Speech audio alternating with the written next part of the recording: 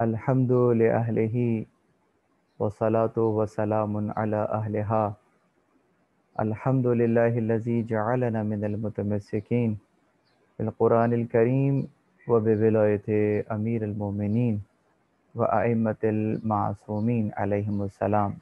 اما بعد، تمام تر تعریفیں خدائے وحدہ لا شریک کے لیے. درود اور سلام محمد اور اہل بیت محمد علیہ الصلاۃ والسلام کی ذوات مقدسہ پر. حمد ہے اس خدا کی کہ جس نے ہمیں اور آپ کو قرآن کریم، ولایت امیر المومنین اور دیگر ائمہ علیہم السلام کی ولایت سے متمسک کیا. عقائد اسلامی کے باب میں کی جانے والی گفتگو توحید سے عدل کی وادی میں داخل ہوئی اور آہستہ آہستہ معاد تک پہنچ چکی ہے، اور اس سلسلے میں ہم آج 90 درس سے آپ کے سامنے کچھ اہم نکات رکھنا چاہتے ہیں. اس سے قبل ہم نے معاد کے لغوی اور اصطلاحی معنی آپ کے سامنے بیان کیے، اور اس کے ساتھ ہم نے اس حقیقی زندگی کہ جس کی یقیناً تیاری کے لیے ہم خاص طور پر اس ماہ مبارک رمضان میں آمادہ ہیں، تو اس حقیقی زندگی کے اوپر ہم نے چند دلائل کو قائم کیا تھا. آج کی گفتگو وہیں سے جوڑتے ہیں اور چند اور دلائل آپ کے سامنے اس اخروی زندگی کے متعلق رکھتے ہیں، اور پھر انشاءاللہ تعالی اس زندگی کے جزیات جس حد تک قرآن اور حدیث میں بیان ہوئے وہ آپ کے سامنے رکھیں گے. ہم نے اب تک کی بحث میں اخروی زندگی کے اوپر جن دلائل پر بات کی، اس میں جو پہلی دلیل قرار پائی تھی وہ برہان حکمت تھی. برہان حکمت یعنی کہ پروردگار عالم نے جب موجودات کو اپنی قدرت کاملہ سے خلق فرمایا تو ہر موجود کو اس نے ایک کمال عنایت فرمایا. انسان کو اختیار اور جبر کے درمیان قرار دیا، جیسا کہ ہم نے دیکھا کہ جہاں پروردگار نے مخلوقات کو خلق فرمایا وہیں تغیرات کو بھی خلق فرمایا، اور ان تغیرات سے مخلوق کو متغیر کیا. اس نے قوانین کو خلق فرمایا، اس نے تکوینی قوانین کو خلق فرمایا، جس طرح سے آپ اور مضامین میں پڑھتے ہیں جیسے فزکس ہے، کیمسٹری ہے، تو اس نے ان فزکس کے قوانین جن کو آپ فزکس کے قوانین کے عنوان سے جانتے ہیں انہیں بھی اسی نے خلق فرمایا. اس نے گردش کو خلق فرمایا، اس نے اس کشش ثقل کو خلق فرمایا، اس نے کسی ہوا کے ذرات یا کچھ پارٹیکلز کو ایک مقام سے دوسری جگہ پہنچنے کے لیے لا آف ڈیفیوژن کو خلق فرمایا. اور ان تمام تکوینی مراحل سے گزرتے ہوئے یہ تمام موجودات اپنے اپنے کمال کی طرف سفر جو ہے وہ جاری اور ساری رکھے ہوئے ہیں. سوال یہ ہے کہ یہی قوانین خود انسان کے اندر بھی موجود ہیں. انسان کا ظاہری ارتقاء انہی قوانین کے بلبوتے پر ہوا کرتا ہے، لیکن ایک قوانین کی قسم دوسری ہے، اور وہ قوانین ہیں کہ جو کہ قانون تو ہے لیکن اس کو اختیار کرنا آپ کے اور میرے ہاتھ میں ہے. یہ ایسا ہی ہے کہ جیسے ہم گاڑی ڈرائیو کر رہے ہوں اور ہمیں ریڈ سگنل نظر آئے، تو قانون یہی ہے کہ ریڈ سگنل پر آپ کو رک جانا ہے، لیکن اگر کوئی سگنل کو توڑ دیتا ہے تو یہ اپنے اختیار کا غلط استعمال کرتا ہے، اور یہ قانون جو کہ اس کی فلاح کے لیے بنایا گیا تھا، اس نے اس کو سبوتاش کر دیا۔ اب اس قانون کو توڑنے کے بعد جو ممکنہ اثرات ہیں وہ مرتب ہوں گے۔ ممکن ہے کہ کوئی حادثہ رونما ہو جائے، تو یقیناً ممکن ہے کسی کی جان ہی اس حادثے میں چلی جائے۔ تو یہ جو قانون ہم نے دیکھا، جس انداز سے میں نے ٹریفک کا قانون کہا، یہ قانون کوئی ہاتھ پکڑ کر امپلیمنٹ نہیں کرواتا، بالکل اسی طریقے سے پروردگار عالم کے خلق ہوئے قوانین میں ایک قسم یہ بھی ہے کہ قانون تو اپنی جگہ موجود ہے، لیکن وہ ہاتھ پکڑ کر اس قانون پر عمل نہیں کرواتا۔ جیسے اس نے ہماری اس وجود کو جو موجود عطا کیا ہے، اور ہم ان تمام نعمتوں کو اس وقت استعمال کر رہے ہیں، زبان اسی نے عطا کی ہے، آنکھیں اسی نے عطا کی ہیں۔ زبان سے ہم جو چاہیں بول سکتے ہیں، زبان بولنے میں کبھی خاموش نہیں ہوگی، وہ یہ نہیں دیکھے گی کہ آپ جو بولنا چاہ رہے ہیں وہ کیا شے ہے جو آپ اپنی زبان سے ادا کرنا چاہ رہے ہیں، وہ کون سا کلمہ ہے۔ چنانچہ چاہے اچھا کلام کیا جائے، زبان وہ بھی ادا کرے گی، اور اگر برے کلمات ادا کیے جائیں تو زبان وہ بھی ادا کر دے گی۔ گویا زبان اپنے اس انداز سے آزاد ہے کہ جو چاہے آپ لفظ اس کے اوپر جاری کریں، زبان کو اس لفظ کے ادائیگی میں کوئی مسئلہ درپیش نہیں ہوگا۔ لیکن دوسری طرف شرعی قانون بیان کر کے اور بنا کے یہ ہمیں باور کرایا گیا کہ یا ایھا الذین آمنوا اتقوا اللہ وقولوا قولا سدیدا، اے وہ لوگوں جو ایمان لائے ہو، اللہ کی پرواہ کرو، وقولوا قولا سدیدا، اور وہ بات کہو جو درست ہو۔ اگر ایسا کرو گے تو پھر پروردگار کیا کرے گا؟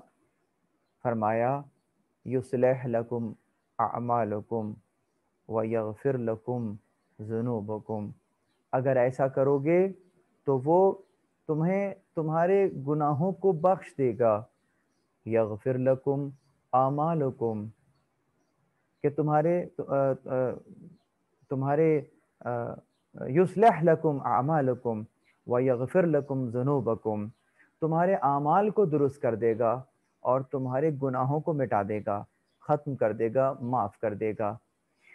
کس قدر بہترین پیکج کا اعلان کیا گیا ہے کہ اگر آپ اور میں اپنے کسی دفتر میں اپنے باس سے کوئی اسائنمنٹ لیں، اور 3 سے 4 دن کی محنت کے بعد، جو میں سمجھ رہا ہوں کہ محنت ہے، جب اس کام کو انجام دیں اور خراب کر دیں، اور باس کے سامنے جب معلوم ہو کہ یہ کام میں خراب کر چکا ہوں، 4 دن کی محنت الگ ضائع ہوئی ہے، کام الگ خراب ہوا ہے، باس الگ ناراض ہے، ان تمام کے تمام مسائل کا حل میں دل سے کیا چاہتا ہوں؟ سب سے پہلے تو یہی چاہتا ہوں کہ میرا باس مجھے معاف کر دے، اور معافی کے بعد بھی مسئلہ جوں کا توں ہے، اس کو صحیح کرنے کے لیے پھر دوبارہ اتنا ہی ٹائم درکار ہوگا، یا شاید اس سے زیادہ۔ پروردگار عالم نے اس ہی مقام کے اوپر توجہ دلائی ہے کہ اگر تم فقط سچ بولو گے، زبان سے وہ ادا کرو گے کہ جو کہ سچ ہو، حق ہو، تو ہم بدلے میں تمہارے لیے کیا کریں گے کہ تمہارے گناہ کو معاف کر دیں گے۔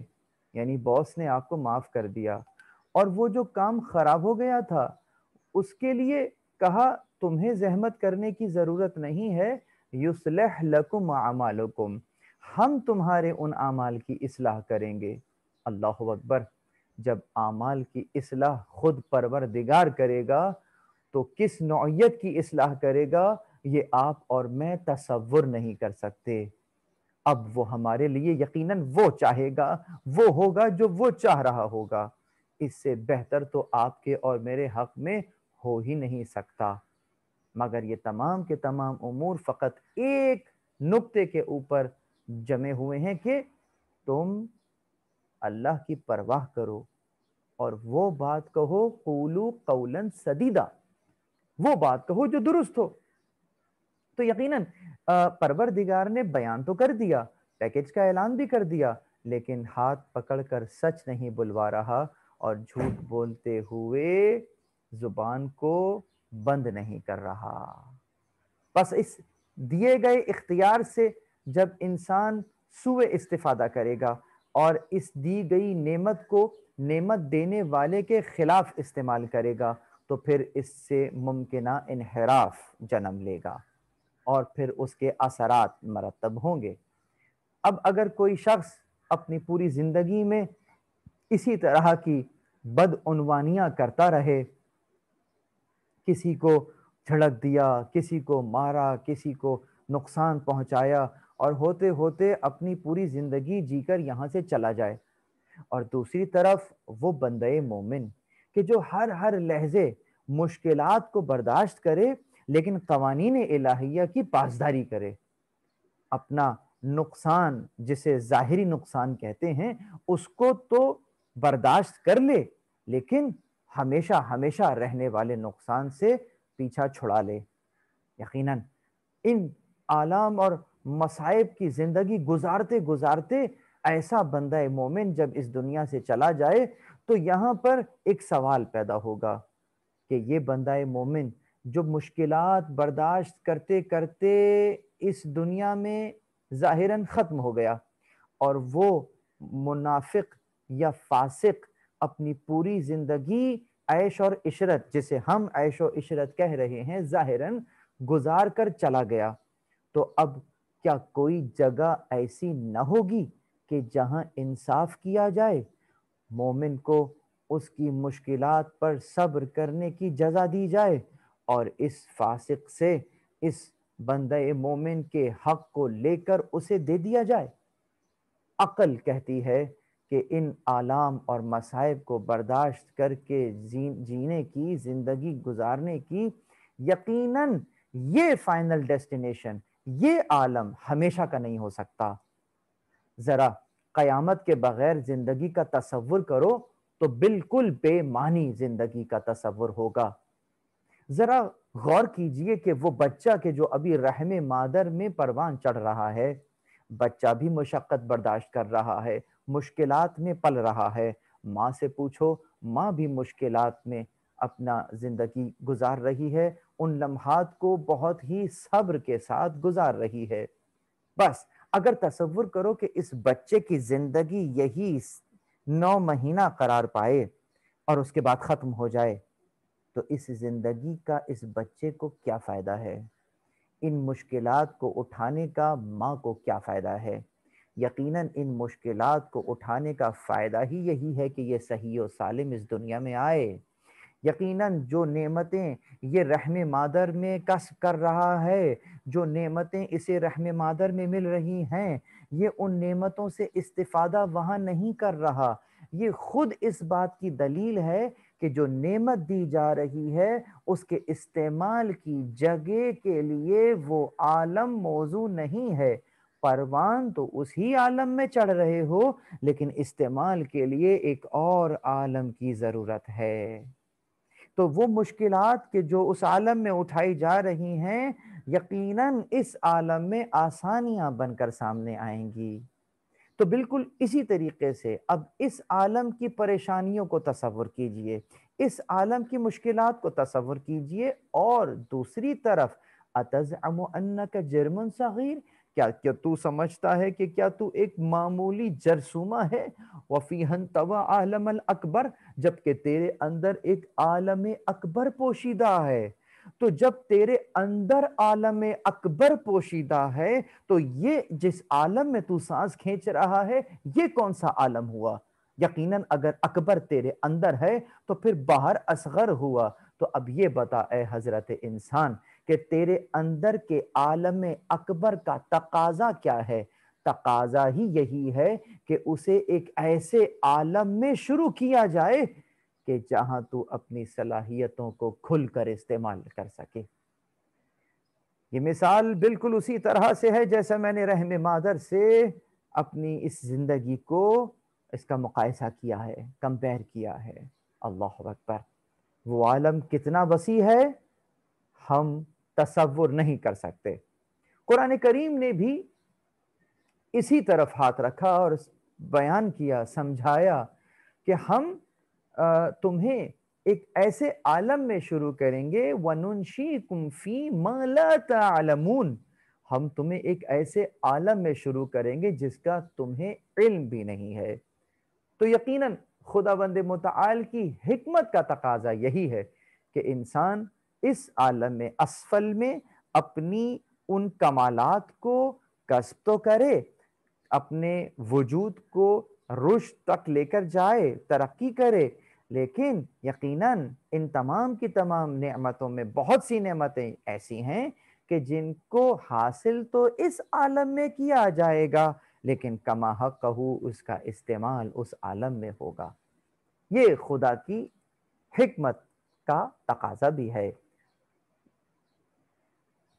ایک مدت تک انسان اپنی زندگی اس دنیا میں گزارتا ہے، مثلا جب ماں کے پیٹ سے اس عالم میں قدم رکھتا ہے تو ایسے عالم میں آتا ہے کہ لا یعلمون شیئا، کوئی شے جانتا نہیں ہے، گویا جہالت کا سرٹیفکیٹ لے کر دنیا میں آتا ہے، پھر آہستہ آہستہ پروان چڑھتا ہے۔ ابھی بھی اسے زندگی گزارنے کا ڈھنگ نہیں آیا ہے، سلیقہ نہیں آیا ہے، اشیاء کو سیکھتا ہے جس کو ہم کہتے ہیں اسکلڈ ہو جاتا ہے۔ پھر ایک وقت ایسا آتا ہے کہ یہ اپنے اس ظاہری موجود کے کمال تک پہنچ جاتا ہے جسے آپ جوانی کہتے ہیں، لیکن ابھی بھی یقیناً اس کا ظاہر تو بہت توانا ہے، لیکن جو اس کا اصل ہے، وہ جو اس کا باطن ہے، ابھی وہ اپنے کمال پر نہیں ہے۔ اسی لیے اس سے کہا گیا کہ دیکھو جب تم کوئی فیصلہ کرنا چاہو، جب کوئی قدم اپنی زندگی میں اٹھانا چاہو تو بزرگوں سے مشورہ لیا کرو۔ بزرگ یعنی وہ جو ظاہری طور پر تو تم سے کمزور ہو گئے ہیں، ایک وقت تھا کہ وہ بھی تمہاری طرح اسی طرح توانا تھے، لیکن جو ان کا باطن تھا وہ اتنا توانا نہیں تھا جتنا اب ہے۔ یعنی اس 40 سال کی زندگی کے بعد ان کا ظاہر تو ناتواں ہوتا گیا لیکن ان کا باطن ابھی بھی اسی طرح توانائی کی طرف رشد کیے ہوئے ہے، اور اب 80 سال میں 90 سال میں ایک ایسی منزل پر آ گیا ہے کہ تمام جوانوں کو خاص یہ ہدایت دی جا رہی ہے کہ ان سے مشورہ لو، اس لیے کہ ان کا باطن اتنا طاقتور ہے کہ ان کی اس ایکسپیرینس اور تجربے سے تم ہدایت لو۔ مگر ذرا دوسری طرف سے دیکھیے، اور وہ یہ کہ جب انسان بوڑھا ہو گیا اور اسے زندگی گزارنے کا ڈھنگ اب آ گیا ہے، اب اسے معاملات کی سمجھ بہت اچھی طرح ہو گئی ہے، جب یہ سمجھ آئی تو اس سمجھ کے آتے ہی موت آ گئی۔ جب زندگی گزارنا نہیں آتا تھا تو اس عالم میں زندگی گزر رہی تھی، جب زندگی گزارنے کا ڈھنگ آیا تو موت کا سامنا ہو گیا۔ بس یہ مرحلہ خود اس بات کی طرف اشارہ کر رہا ہے کہ یہ جو تو زندگی گزارنے کا ڈھنگ سیکھ چکا ہے تو چلو آؤ اور اپنی زندگی شروع کرو۔ اب موت نہ ہونے کا نام نہیں ہے، یہاں اس اعتبار سے موت کچھ ہونے کا نام ہے۔ افحسبتم انما خلقناکم عبثا، وَأَنَّكُمْ إِلَيْنَا لَا تُرْجَعُونَ، سورہ مبارکہ مومن آیت نمبر 115۔ کیا تمہارا خیال یہ تھا کہ ہم نے تمہیں بیکار پیدا کیا ہے اور تم ہماری طرف پلٹا کر نہیں لائے جاؤ گے؟ یہی پلٹا کر لایا جانا اس طرف اشارہ کر رہا ہے کہ تمہیں شروع تو ہم نے اس عالم میں کیا تھا، عالم اسفل۔ I repeat my words کہ یہ اسفل وہی اسفل سافلین ہے، پست عالم۔ تو تمہیں شروع تو پست عالم میں کیا تھا، لیکن پست عالم کے لیے شروع نہیں کیا تھا۔ انکم الینا لا ترجعون کا کلمہ بتا رہا ہے کیا تم یہ گمان کر بیٹھے ہو کہ واپس نہیں پلٹائے جاؤ گے؟ تو واپس یقیناً پلٹائے جاؤ گے، اور جو واپس پلٹائے جاؤ گے وہ تم جب پلٹو گے تو کچھ لے کر پلٹو گے۔ اسی طریقے سے قرآن کریم میں ایک اور جگہ پر بیان ہوا کہ انتم اشد خلقا ام السماء بناہا، کیا تمہارا خلق کرنا زیادہ مشکل ہے یا آسمان کا جسے اس نے بنایا ہے؟ یہ آیت اسی حدیث کے ٹکڑے سے کی طرف جا رہی ہے، وہ جو حدیث کا ٹکڑا میں نے آپ کے سامنے بھی بیان کیا کہ کیا تو سمجھتا ہے کہ تو ایک معمولی جرثومہ ہے جبکہ تیرے اندر ایک عالم اکبر پوشیدہ ہے؟ تو خدا کے لیے آسان ہے جو یہ آسمان، یہ زمین، یہ کہکشاں بنا سکتا ہے، یقیناً وہ جو ہے تیرے اندر تو ایک عالم اکبر پوشیدہ ہے، اور تیرے لیے تجھے زیادہ خلق کرنا تو زیادہ مشکل تھا، اس نے اس خلق کر لیا۔ بیان کر رہا ہے پروردگار اعلیٰ۔ اسی طرف مولا علی علیہ السلام نے بھی اشارہ فرمایا تھا کہ یاد رکھو دنیا باور کرنے والے کے لیے سچائی کا گھر ہے۔ واحد یہ مقام ہے نہج البلاغہ میں جہاں پر ہمیں دنیا کی اس انداز سے توصیف بیان ہو رہی ہے، وگرنہ مولا علی علیہ السلام دنیا کے لیے فرماتے ہیں کہ میں اسے 3 طلاق دے چکا۔ 3 طلاق کا مطلب یہ ہوتا ہے کہ طلاق بائن ہو گئی ہے، اب رجوع نہیں ہو سکتا۔ تو علی علیہ السلام فرما رہے ہیں کہ میں دنیا کو ایسے طلاق دے چکا کہ اب رجوع کی گنجائش نہیں ہے۔ وہی علی علیہ السلام نہج البلاغہ میں دنیا کی توصیف بیان کرتے ہوئے فرماتے ہیں کہ یاد رکھو کہ دنیا باور کرنے والے کے لیے سچائی کا گھر ہے، سمجھدار کے لیے امن و عافیت کی منزل ہے، اور نصیحت حاصل کرنے والے کے لیے نصیحت کا مقام ہے، یہ دوستان خدا کے سجود کی منزل اور آسمان کے فرشتوں کا مصلی ہے۔ یہاں وحی الہی کا نزول ہوتا ہے اور یہیں اولیاء خدا آخرت کا سودا کرتے ہیں، رحمت الہی حاصل کر لیتے ہیں اور جنت کو فائدے میں لے لیتے ہیں۔ گویا یہ وہ مقام ہے کہ جس میں وہ کہ جو دنیا سے وہ لیتا ہے کہ جو اس کو آخرت میں کام آئے، اس کے لیے یہ دنیا بہترین جگہ ہے اور بہترین سودا کرنے کی جگہ ہے۔ بالکل ایسا نہیں ہے کہ یہ دنیا کوئی عبث خلق کی گئی ہے۔ اصلاً اس مولا علیہ السلام کے اس کلمات نورانیہ کی طرف دیکھنے کے بعد اندازہ ہوتا ہے کہ اس دنیا سے اگر کوئی فائدہ اٹھاتا ہے تو وہ مومن ہی اٹھاتا ہے، اور کافر کے لیے فقط خسارہ ہی خسارہ ہے۔ قرآن کریم سورہ واقعہ میں آیت نمبر 62 میں پھر اس حقیقت کی طرف اشارہ کرتا ہے کہ وَلَقَدْ عَلِمْتُمُ النَّشَأَةَ الْأُولَىٰ فَلَوْلَا تَذَكَّرُونَ، کیا تم اپنی پہلی خلقت کو تو جانتے ہو، پھر اس میں غور کیوں نہیں کرتے؟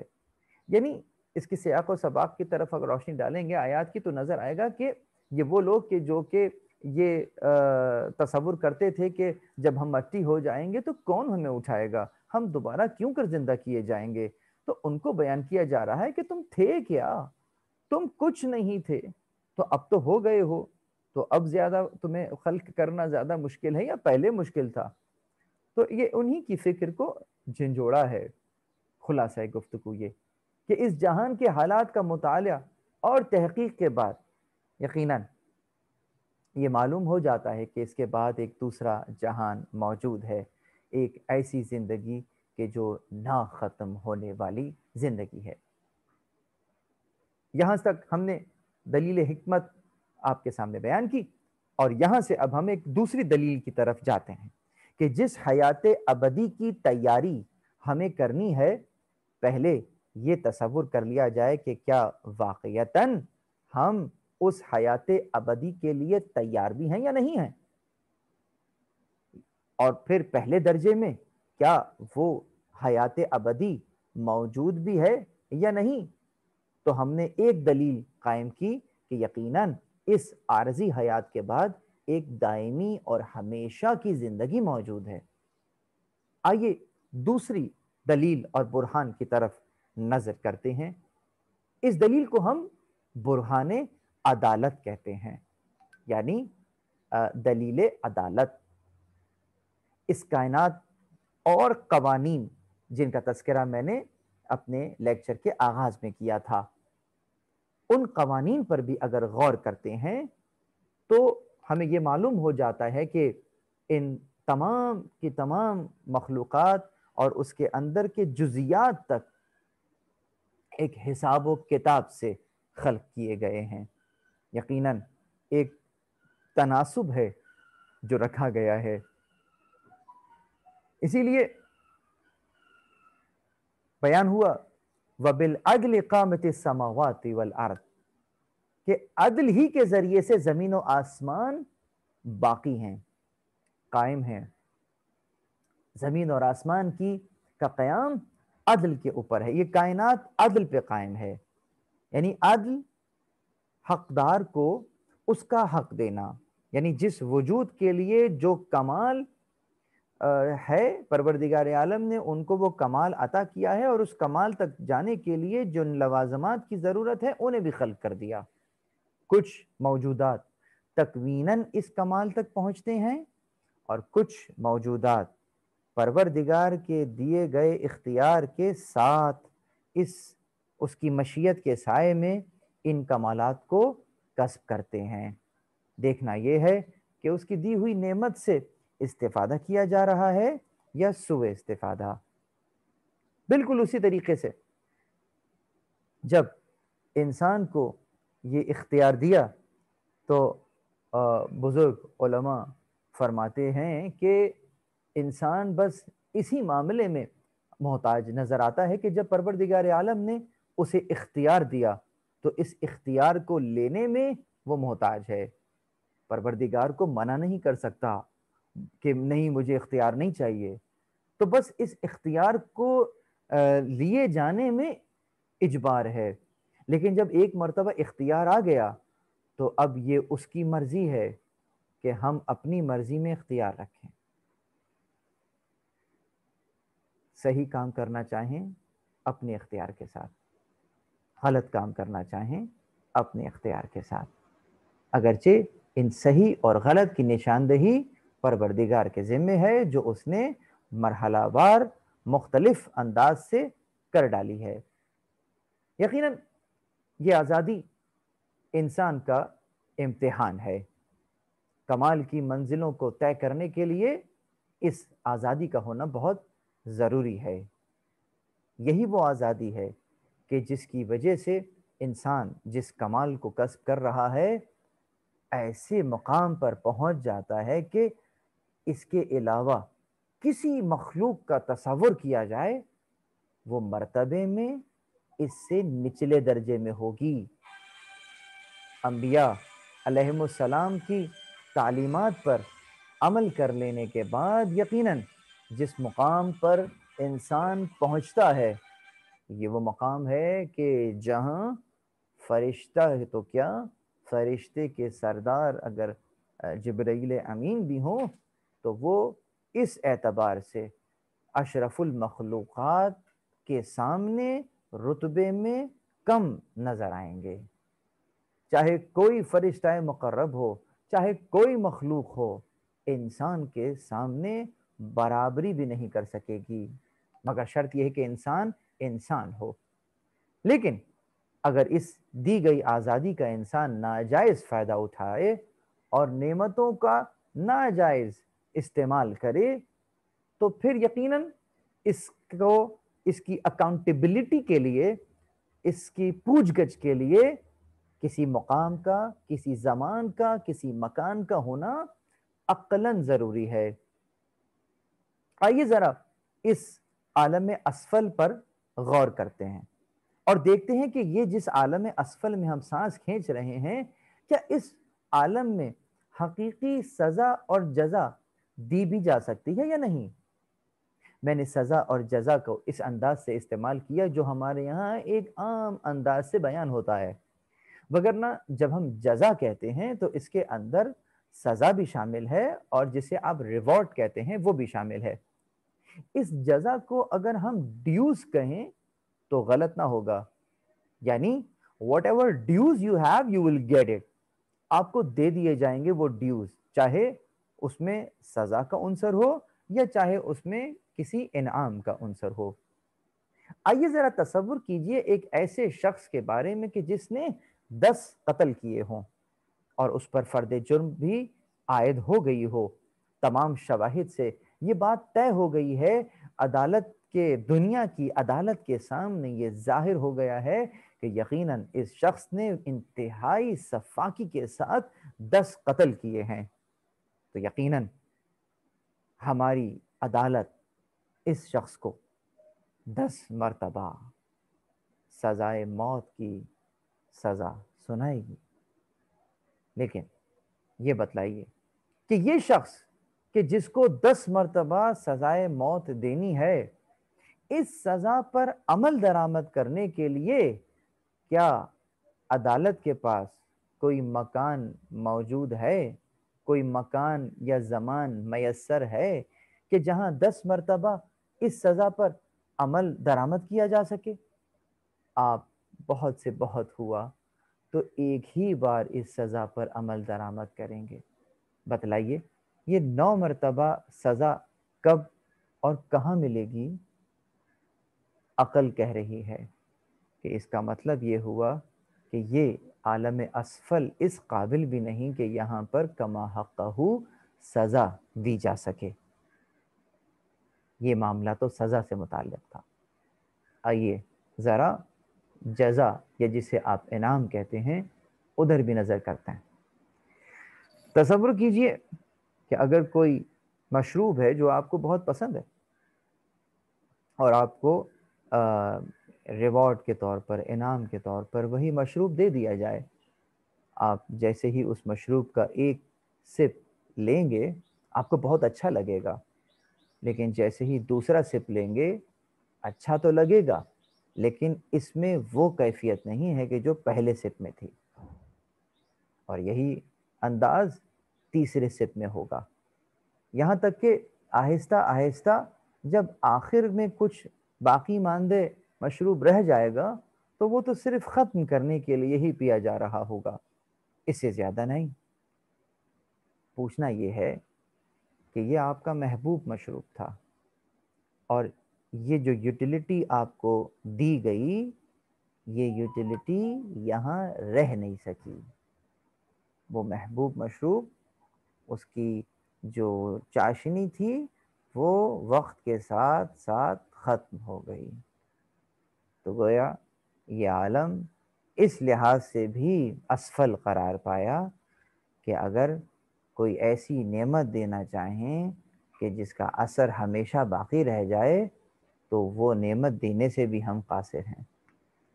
بس نہ سزا دی جا سکتی ہے اور نہ جسے ہم عام انداز سے جزا کہتے ہیں یا جسے آپ انعام کہیے وہ بھی نہیں دیا جا سکتا۔ تو یقیناً ایک ایسی جگہ، ایک ایسا زمان اور ایک ایسا مکان عقلی طور پر ضروری ہے کہ جہاں پر وَلَكُمْ فِيهَا مَا تَشْتَهِي أَنفُسُكُمْ وَلَكُمْ فِيهَا مَا تَدَّعُونَ، کہ تمہارے لیے وہاں وہ کچھ ہے کہ جو تم اپنے لیے چاہتے ہو، وَلَكُمْ فِيهَا مَا تَدَّعُونَ، اور وہاں وہ کچھ ہے جس کا تم سوال کرو گے۔ یقیناً انسان ہمیشہ کی آرام چاہتا ہے، تو تمہارے لیے وہاں ہے، یہاں نہیں ہے۔ سورہ مبارکہ قلم آیت نمبر 35 اور 36 میں پروردگار عالم اس انداز سے مخاطب ہے کہ افنجعل المسلمین کالمجرمین ما لکم کیف تحکمون ام نجعل المتقین کالفجار، کیا ہم اطاعت گزاروں کو مجرموں جیسا بنا دیں؟ تمہیں کیا ہو گیا؟ کیسا فیصلہ کر رہے ہو؟ کیا ہم پرہیزگاروں کو بدکاروں کے برابر قرار دے دیں؟ یقیناً ایسا نہیں ہو سکتا۔ ایک ایسی جگہ کا ہونا عقلاً ضروری ہے کہ جہاں پر جو پرہیزگار ہیں ان کو ان کے ڈیوز ملے، ان کو دیا جائے، ظالم سے مظلوم کے حق کو لے کر اسے لوٹایا جائے اور بہترین انداز میں لوٹایا جائے۔ عقل اس بات کا تقاضا کرتی ہے۔ سورہ مبارکہ صاد آیت نمبر 28، وَنَزَعُ الْمَوَازِينَ بِالْقِسْطِ لِيَوْمِ الْقِيَامَةِ، اور ہم قیامت کے دن انصاف کی ترازو قائم کریں گے، میزان قائم کریں گے، اور اس میزان میں یقیناً کیا دیکھا جائے گا؟ اب یہ آپ کے اور میرے ذہن کا مسئلہ ہے کہ جیسے ہی میں میزان کو تصور کرتا ہوں تو یہ تصویر میں جو میزان اس وقت نظر آ رہا ہے اسی طرح کا کوئی میزان ہمارے سامنے آ جاتا ہے۔ اور جیسا کہ آپ میرے مزاج سے واقف ہیں کہ میں کچھ چیزوں میں کافی ریشہ در ریشہ کر کر بیان کرنا چاہتا ہوں کچھ چیزوں کو۔ ذرا باطنی آنکھ کھولیے۔ جب میزان کہا جا رہا ہے تو اس طرح کا میزان آپ نے تصور تو کر لیا ہے، لیکن یہ بتائیے کہ دونوں پلڑوں میں رکھیں گے کیا؟ سوء استفادہ اس میزان سے یہ کیا جاتا ہے، کیا ستم کیا جاتا ہے، کیا ستم ڈھایا جاتا ہے کہ ایک پلڑے میں اچھائیاں رکھی جاتی ہیں اور دوسرے پلڑے میں برائیاں۔ اللہ اکبر! ایک پلڑے میں اچھائی رکھ دی، سمجھ میں آ رہا ہے، لیکن دوسرے پلڑے میں برائی، کیا مطلب؟ کس چیز کو کس چیز سے تول رہے ہو؟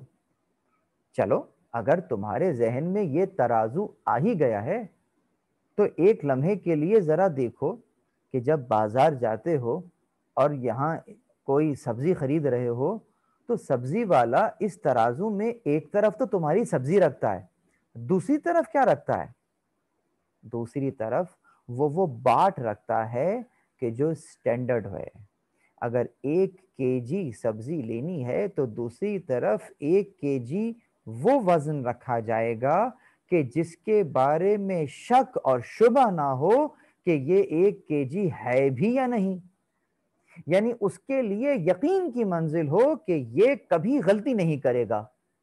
اور دوسرے پلڑے میں جہاں وہ کوئی شے رکھ کر تول رہا ہوتا ہے، آہستہ آہستہ کبھی گھٹاتا ہے کبھی بڑھاتا ہے اور نظر دوسرے والے پلڑے پر ہوتی ہے، یعنی اسٹینڈرڈ کے اوپر نظر ہوتی ہے اور عمل کے اندر یہاں کمی یا بیشی کی جا رہی ہوتی ہے۔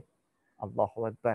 بس اگر یہی اصول سبزی والے کے ترازو سے لے لیا جائے تو اے حضرت انسان، اب مجھے بتلا کہ اس سبزی کو تو نے اس ترازو پہ تول لیا، اب مجھے یہ بتلا کہ تو اپنی نیکی کو کس ترازو میں تولے گا؟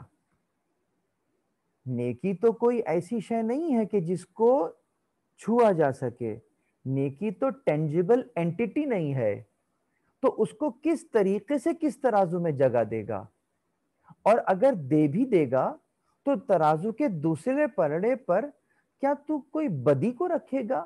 کیا بدی اس نیکی کے لیے اسٹینڈرڈ قرار پائے گی معاذ اللہ؟ یقیناً تجھے دوسرے پلڑے میں کوئی اسٹینڈرڈ رکھنا ہوگا، ایک ایسا اسٹینڈرڈ کہ جس کے اوپر تیرے ذہن میں کوئی شک نہ آئے کہ صحیح بھی ہے یا غلط۔ تو بس اگر ایک پلڑے میں تجھے اپنی نماز کو رکھنا ہے تو دوسرے پلڑے میں کوئی ایسی نماز رکھنی ہوگی کہ جس بندے کی نماز پر خود نماز کو بھی فخر ہو۔ اللہ اکبر! اسی لیے جب زیارت کی جاتی ہے تو زیارت میں ایک جملہ السلام علیکم یا میزان الاعمال، سلام ہو آپ پر اے اعمال کے میزان، موازین القسط، ایک مقام پر موازین القسط کہا گیا۔ ائمہ علیہم السلام، رسول اللہ صلی اللہ علیہ وآلہ وسلم یقیناً وہ میزان قرار پائیں گے کہ جن کو دیکھ کر ہمارے عمل کو تول لیا جائے گا۔ وَقُضِيَ بَيْنَهُمْ بِالْقِسْطِ وَهُمْ لَا يُظْلَمُونَ، ان کے درمیان حساب کے ساتھ فیصلہ کر دیا جائے گا اور ان پر کسی طرح کا ظلم نہیں کیا جائے گا۔ یقیناً اخلاص کو دیکھا جائے گا، وہ عمل کس حالت میں کیا گیا دیکھا جائے گا، کتنی معرفت کے ساتھ کیا گیا یہ بھی دیکھا جائے گا، اور اس کے اعتبار سے اسے جزا مل جائے گی، اور اس جزا میں کوئی ظلم نہیں ہوگا۔ یہاں تک ہمارا برہان عدالت کا بیان ہوا۔ اب اس مکان اور اس زمان کہ جو کہ ہمیشہ ہمیشہ کا مکان ہوگا، ہمیشہ ہمیشہ کا زمان ہوگا، اور جہاں پر حقیقی طور پر عدل یقیناً نافذ ہوگا، اس اعتبار سے کہ جہاں وہ یہ کوئی عالم اس نعمت کے استعمال میں گھٹن کا شکار نہ ہو، تو یقیناً عقلاً ضروری ہوگا کہ ایسے عالم میں انسان کو شروع کیا جائے۔ تیسرا برہان ہدف ہے۔ جب ہم دیکھتے ہیں کائنات کے ذرے ذرے کا ایک ہدف ہے، اور انسان تو یقیناً جب کائنات کے ذرے ذرے کا ایک ہدف ہے تو انسان اس کائنات کے اندر ایک موجود ہے، یہ بتلا کہ یہ ذرے افضل ہیں یا انسان۔ اب اگر انسان اشرف المخلوقات ہے تو یقیناً اس کا بھی ایک ہدف ہوگا۔ وہ ہدف کیا ہے؟ مثلا اگر موجودات پر غور کیا جائے اور آپ سے پوچھا جائے کہ یہ چاند کو کس کے لیے خلق کیا، تو جواب یہی ہوگا کہ انسان کے لیے۔ اگر کہا جائے کہ اے حضرت انسان یہ سورج کو کس کے لیے خلق کیا گیا، تو جواب یہی ہوگا ہمارے لیے۔ تو تمام کے تمام اشیاء کو تیرے لیے خلق کیا، اے انسان یہ بتلا تجھے کس کے لیے خلق کیا۔ یقیناً ان اشیاء کا تو ہدف یہی قرار پایا کہ الٹیمیٹلی یہ تجھے بلا واسطہ یا بال واسطہ فائدہ پہنچائے۔ یہ بتلا تجھے کس لیے خلق کیا۔ تو یقیناً جواب یہی ہوگا کہ اگر یہ جواب ہوا کہ مجھے ان اشیاء کے لیے خلق کیا، تو یہ بتا کہ اشرف کون ہے، تو یا یہ اشیاء؟ اگر یہ اشیاء تیرے لیے خلق ہوئی ہیں تو اشرف ہے، تو ان کے لیے خلق نہیں ہوا۔ تو جواب کیا ہے؟ جواب وہی ہے جو قرآن کریم میں بھی موجود ہے کہ انا للہ، ہم خدا کے لیے تجھے اپنے لیے خلق کیا ہے۔ تو جب خدا نے تجھے اپنے لیے خلق کیا ہے تو تیرا مقصد کیا ہے؟ ہر ذرے کا ہدف تو یہی تھا کہ وہ تجھے یا تیرے لیے، تو یا تیرے لیے بلا واسطہ یا بال واسطہ تیرے لیے خلق ہوا تھا۔ تو خدا کے لیے خلق ہوا ہے تو تیرا ہدف کیا ہونا چاہیے؟ یعنی تیرا ہر کام تیرے لیے نہیں ہونا چاہیے، خدا کے لیے ہونا چاہیے، خدا کے دین کے لیے ہونا چاہیے۔ یہ انسان کا الٹیمیٹ ہدف ہے۔ تو یقیناً اس ہدف کا جو حصول ہے، جو ریوارڈ ہے، وہ کس زمان اور کس مکان میں دیا جائے گا؟ کیونکہ یہاں تو مشقت کی جگہ ہم نے دیکھی، یہاں تو انسان نے مشقت اٹھائی ہے، یہاں تو اس نے جسے کہتے ہیں کہ جس طرح سے کوئی امپلائی کو ہائر کرتا ہے، اور امپلائی اپنے پورا مہینہ مشقت کرنے کے بعد مہینے کے آخر میں جب مہینہ ختم ہو جاتا ہے تو پھر اجرت کا تقاضا کرتا ہے، اجرت ملتی ہے۔ تو یہ مقام تو مقام یہ تو دار المحن ہے، یہ تو مقام مشقت ہے، اس کی جزا اور ریوارڈ کہاں ملے گا؟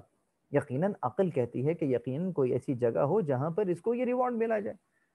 یہ جو نظریہ معاد کا بیان کر رہا ہوں، یہ گزشتہ ادیان کے اندر بھی مشترک تھا۔ پیغمبروں کی دعوت، چاہے یہودیت ہے، عیسائیت ہے، ہندو مت ہے، ان سب میں ہمیں یہ نظریہ، چاہے زمینی ادیان ہو یا آسمانی ادیان، اس میں ہمیں نظر آتا ہے۔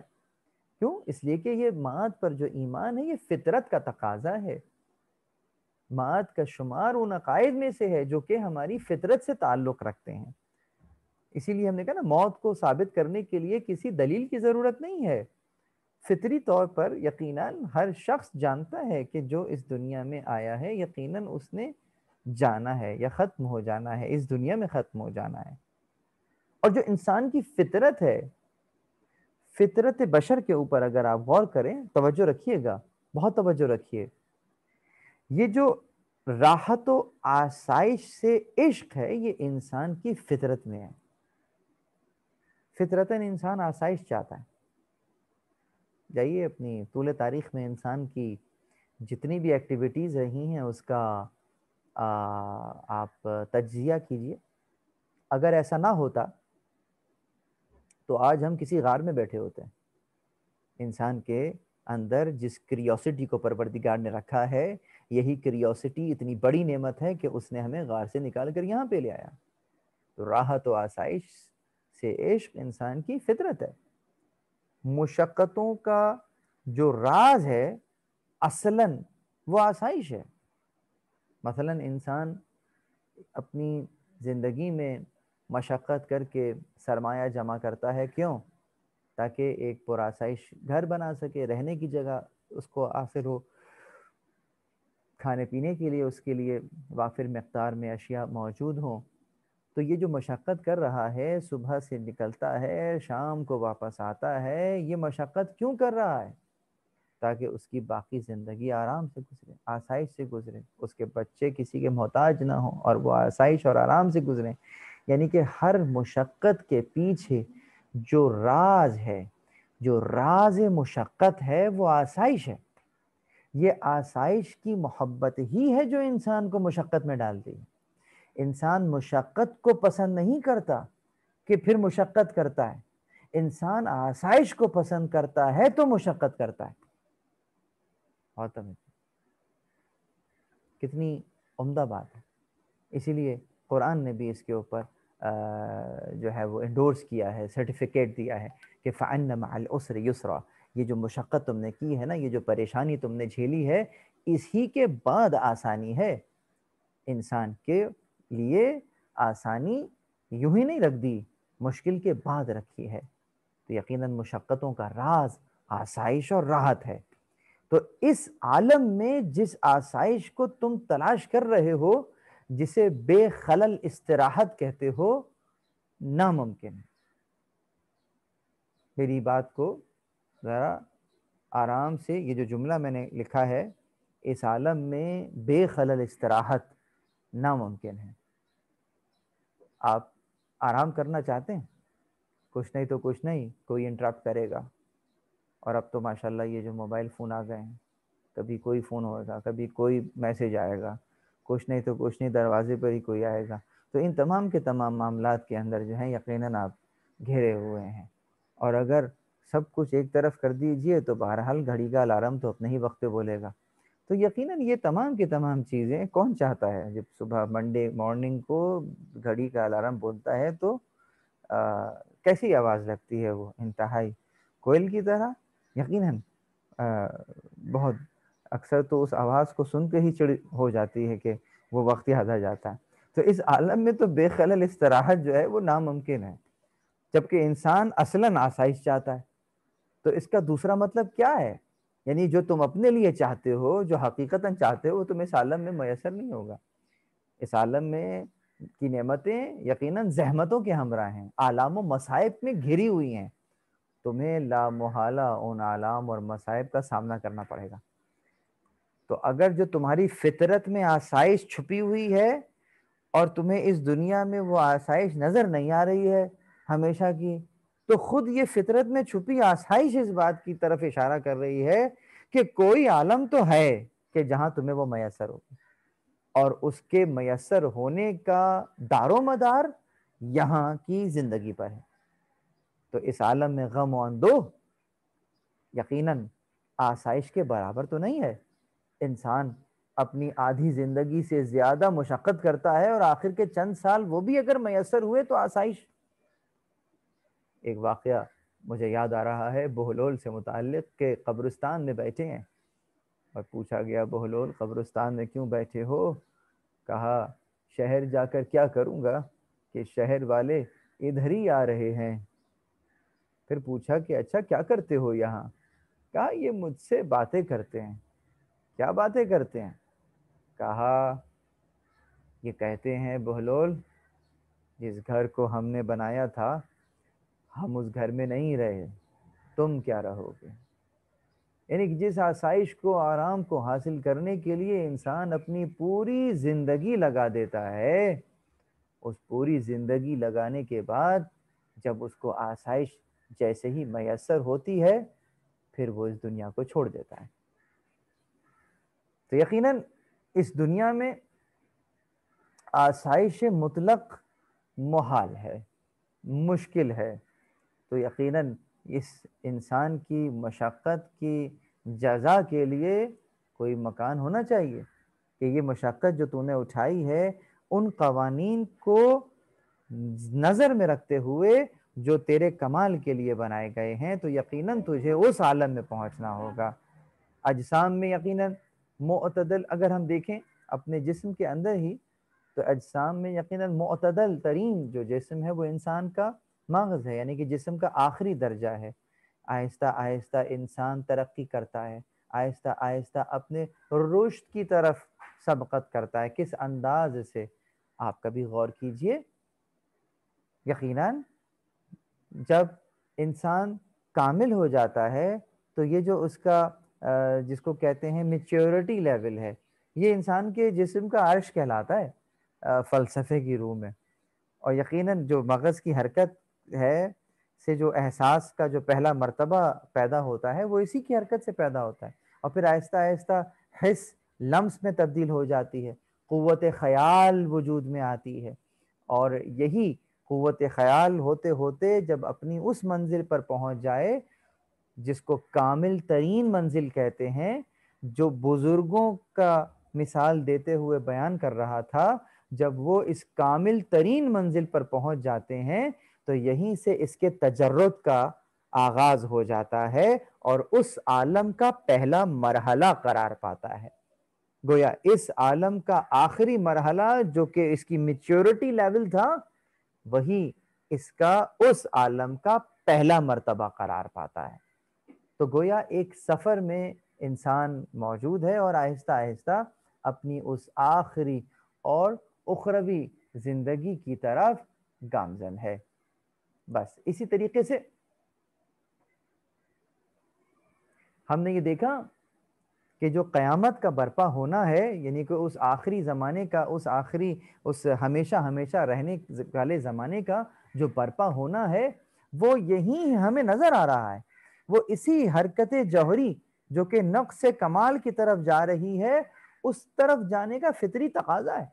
یعنی ہر شے اس عالم میں اپنے کمال کی طرف بڑھ رہی ہے یقیناً، اور یہ کمال کا سفر جاری ہے۔ انشاءاللہ آئندہ دروس کے اندر اس پر گہرائی سے بات کروں گا، وقت تمام ہو رہا ہے۔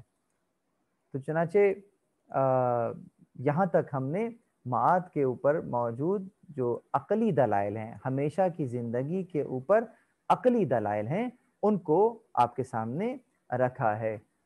پروردگار سے دعا ہے کہ ہمیں ان دلائل کو سمجھنے اور ان کو قائم ہونے اور ان پر پھر عمل کرنے اور ان کے لیے اپنی اس ہمیشہ ہمیشہ کی زندگی کے لیے سامان سفر اور وہاں کے ہمیشہ کے سامان کے لیے تیاری کرنے کی پروردگار ہمیں توفیق عنایت فرمائے، اور ہمیں ان عقائد پر ویسے عمل کرنے کی توفیق عنایت فرمائے کہ جیسا کہ عمل کرنے کا حق ہے۔ یہاں پر میں نے اپنی گفتگو کو تمام کیا۔ اب یہاں اگر آپ کے ذہن میں کوئی سوال ہو تو چیٹ باکس میں لکھ سکتے ہیں، اور اگر پوچھنا چاہیں تو پوچھ بھی سکتے ہیں۔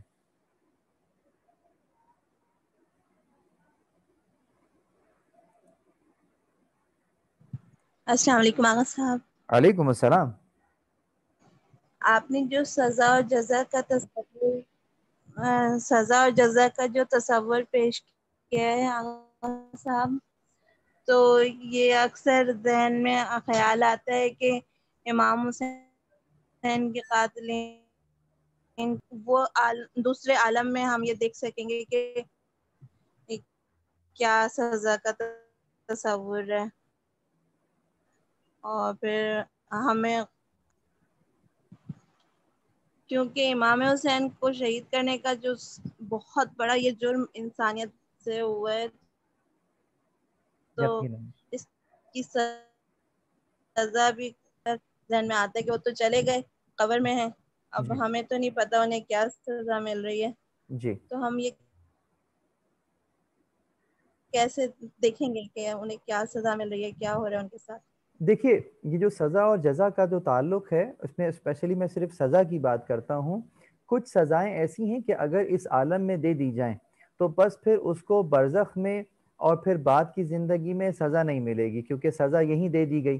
مثلا اگر کسی نے چوری کی ہے اور اس کا جرم ثابت ہو گیا ہے اور تمام کے تمام شواہد اور تمام کے تمام تقاضے پورے کر دیے گئے اور اس کے بعد بھی وہ مجرم ہی قرار پایا ہے، تو یقیناً اس پہ حد جاری ہوگی اور اس کے ہاتھ کو کاٹا جائے گا. اس کے ہاتھ کے کاٹنے کے بعد اب اس کو سزا مل گئی، اب اس کو وہاں سزا نہیں ملے گی یقیناً، اسی لیے کیونکہ اس کو یہیں پر پاک کر دیا گیا. یہ خود ایک لطف پروردگار ہے کہ اسی عالم میں پاک کر دیا گیا تاکہ ہمیشہ کے عالم میں نجس نہ اٹھ جائے. تو اب سوال یہ پیدا ہوتا ہے کہ یہ ایک طرح کی سزا ہے. کچھ سزائیں ایسی ہیں کہ جو کہ اس دنیا میں بھی دی جائیں گی، اس کے بعد پھر برزخ میں بھی دی جائیں گی. لیکن جب برزخ ختم ہو جائے گا اور ہمیشہ کی زندگی شروع ہوگی تو وہاں پر وہ انسان کلیئر اٹھے گا، اس کے اوپر اب کوئی گناہ کوئی پینلٹی نہیں ہوگی. لیکن کچھ گناہ ایسے ہیں کہ جن کی سزا دنیا میں بھی اگر مل جائے تو بھی برزخ میں بھی ملے گی، اور جب برزخ ختم ہو جائے گا تو پھر یہ نہیں ہے کہ برزخ کی سزا ہی کنٹینیو رہے گی، بلکہ اس کے بعد ان کو شدید عذاب میں مبتلا کیا جائے گا جو کہ دائمی عذاب ہے. مثلا مثال کے طور پہ فرعونیوں کی اگزامپل دے دیتے ہیں.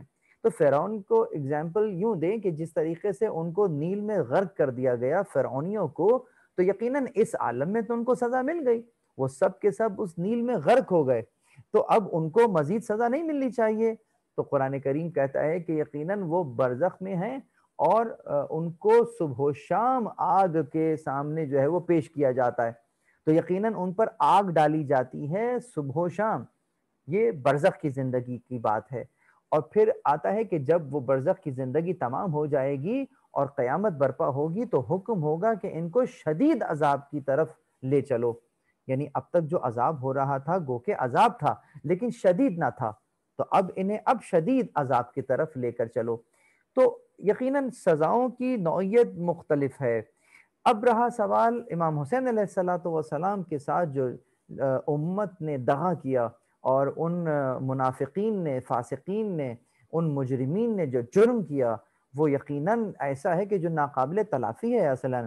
اسی لیے ہم عقیدہ رجعت کے اندر پڑھتے ہیں کہ بہت ساری امتوں میں سے کچھ لوگ ایسے ہیں جو اچھے اور برے دونوں میں کچھ جماعتوں کو اسی دنیا کے اندر قیامت سے پہلے اٹھایا جائے گا، اور پھر اس دنیا میں رہنے والے ان کا انجام اسی دنیا کے اندر دیکھیں گے، اور جو مظلوم سے حق لیا گیا تھا اس کو یہاں پر وہ حق دیا جائے گا. تو قیامت سے پہلے ایک قیامت کا منظر ہوگا جو کہ رجت کے عنوان سے ہم اور آپ انشاءاللہ غالباً امامت کے بعد یہ ٹاپک موجود ہے، اس میں ہم اس کو تفصیل سے پڑھیں گے. اور علماء مقدمین میں سے جمہور کا نظریہ یہ ہے کہ کچھ ائمہ اور منافقین کی جماعت میں سے کچھ منافقین جو ہے وہ اس دنیا میں واپس لائے جائیں گے، اور کچھ علماء کا نظریہ یہ ہے کہ تمام ائمہ جو ہیں وہ واپس لائے جائیں گے. بہرحال دونوں میں جو کامن فیکٹر ہے وہ یہ ہے کہ چند شخصیات تو لازماً واپس آئیں گی، جس میں خود رسول اللہ صلی اللہ علیہ وآلہ وسلم کی ہستی ہے اور امام حسین علیہ السلام ہے. تو یہ تمام کے یہ لوگ جو ہیں یہ رجعت کے وقت جو ہے وہ موجود ہوں گے. جی جزاک اللہ آغا صاحب، بہت بہت شکریہ. بقیہ سوالات آپ کو میسج کی صورت میں سینڈ کر دیجیے. جی بہت شکریہ، جزاک اللہ، والسلام علیکم.